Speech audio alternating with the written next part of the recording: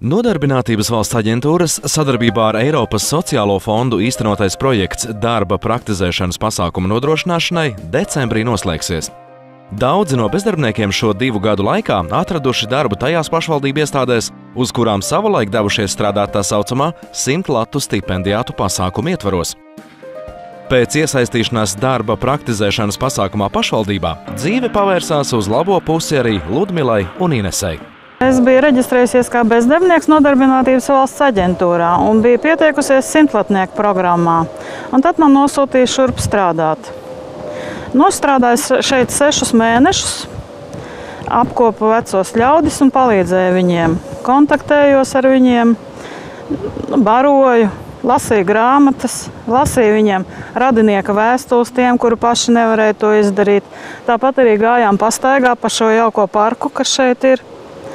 Un, kad man nostrādātie 6 mēneši beidzās, tad pēc kāda laiciņa man uzaicināja šurp strādāt. Jo vecākā sociālā darbiniece bija ieraudzījusi manī, ka man ir dotības, ka es varētu būt ļoti laba aprūpētāja. Я никогда не думала, что мне здесь понравится, потому что я никогда в такой сфере не работала. Я старалась работать. И, наверное, увидели, что я старательная, предложили после этого работать.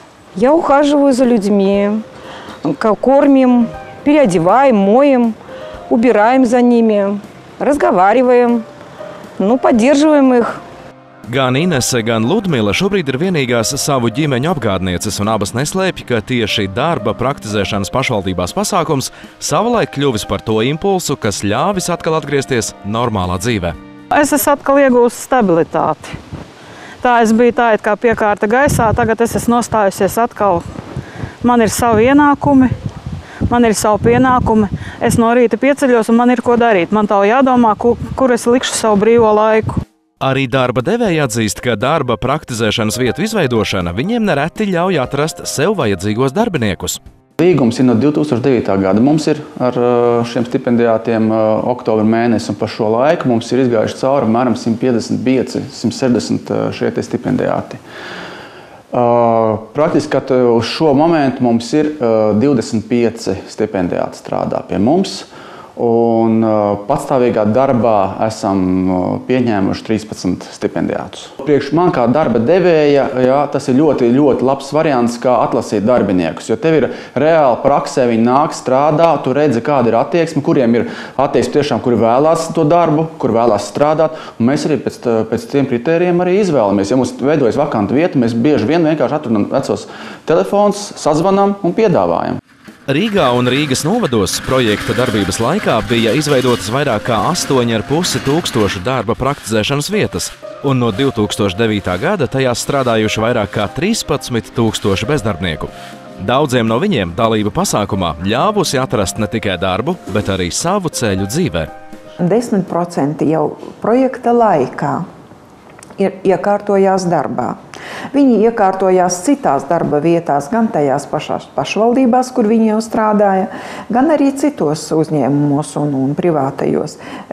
Tas vienkārši liecina par to, ka viņiem vajadzēja tikai nelielu, varbūt tādu stimulu un ticību saviem spēkiem un prasmes atjaunot, un viss aizgāja. Viņi spēja atrast un atrisināt. Viena daļa no šiem cilvēkiem jau projekta laikā tātad laikam apzinājās savu spējas vai arī redzējas nepieciešamību sevi pilnveidot, un ja tajā brīdī bija pienācis viņiem laiks chronoloģiski, mums viss ir rindas kārtībā, iesaistīties apmācībā, kādā no profesionālās vai neformālās apmācības programmām, tad viņi arī pārtrauca šo projektu un aizgāja mācīties. Tātad viņi jau varēja pieņemt šo otru līmeni, augstāko līmeni, un spēja tātad saprast, ka viņi spēs, viņiem vajag klāt iegūt arī teorētiskās zināšanas, lai varētu vēlāk konkurēt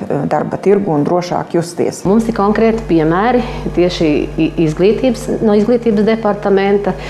24-gadīgā Olga tika bērnu dārzā pieņemta kā apkopēja, kā uz vienkāršākajiem darbiem.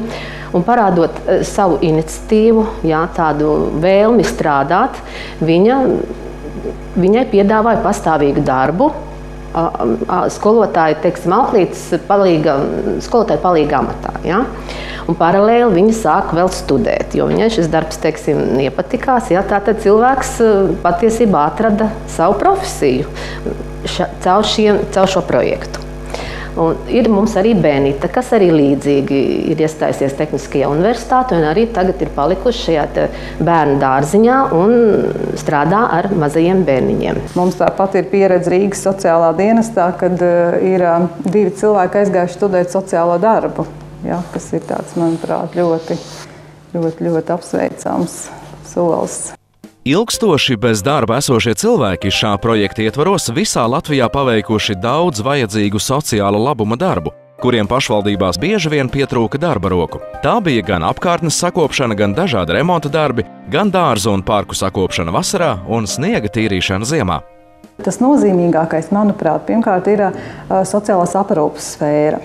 Liela daļa šo stipendijātu tika iesaistīti aprūpes sfērā, Rīgas sociālās aprūpes centros, arī biedrībās, nevalstiskajās organizācijās.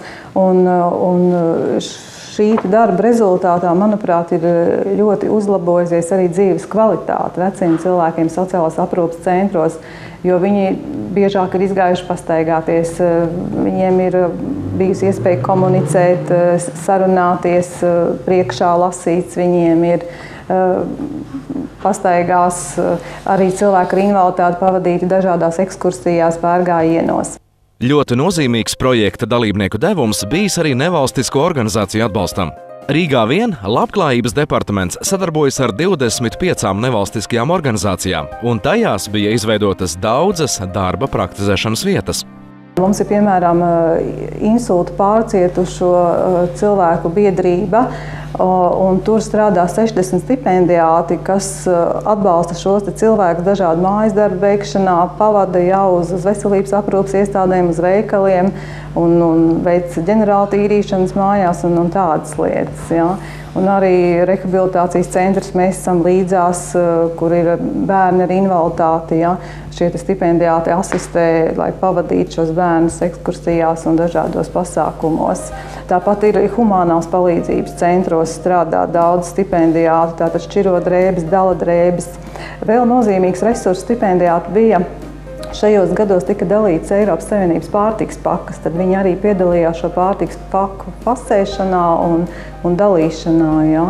Tas bija tāds nozīmīgs resurss. Interesants ir arī fakts, ka strādājot darba praktizēšanas vietās pašvaldībās, daudzi cilvēki ne tikai atraduši sev piemērotu darbu, bet atraduši sev arī otrās pusītes. Šajā projekta ietvaros mums pat ir izveidojušās jaunas ģimenes. Ja? Šie jaunie cilvēki ir sapazinušies, un mums zināmās ir izveidojušies 4 pāri, no kuriem 2 jau ir bērniņi. Kopš 2009. gada septembra, kad tika uzsākta Eiropas sociālā fonda projekta īstenošana ar nosaukumu Darba praktizēšanas pasākumu nodrošināšana pašvaldībās darba iemaņu iegūšanai un uzturēšanai, ir noslēgti 114 197 līgumi par dalību programmā ar bezdarbniekiem, kuri nesaņem bezdarbnieka pabalstu, un Latvijas pašvaldībās kopumā izveidotas 76 553 darba praktizēšanas vietas. Projekts Darba praktizēšana pašvaldībās darba iemaņu iegūšanai un uzturēšanai ir ļāvis sakopt daudzas Latvijas vietas, palīdzēt sociālās aprūpes centriem un veikt citus sabiedriska labuma darbus. Līdz 2011. gada jūlijam savākti 30 000 kubikmetru atkritumu, paveikti telpu remontdarbi 379 000 kvadrātmetru platībā, novākti 2,5 tonu būvgružu, pagastu katlu mājām sagatavot 183 000 kubikmetru malkas, izrakto tranšēju kopgrums ir 75 000 metru, bet sakopto ceļu un ielu platība vien ir 2,3 tūkstoši hektāru.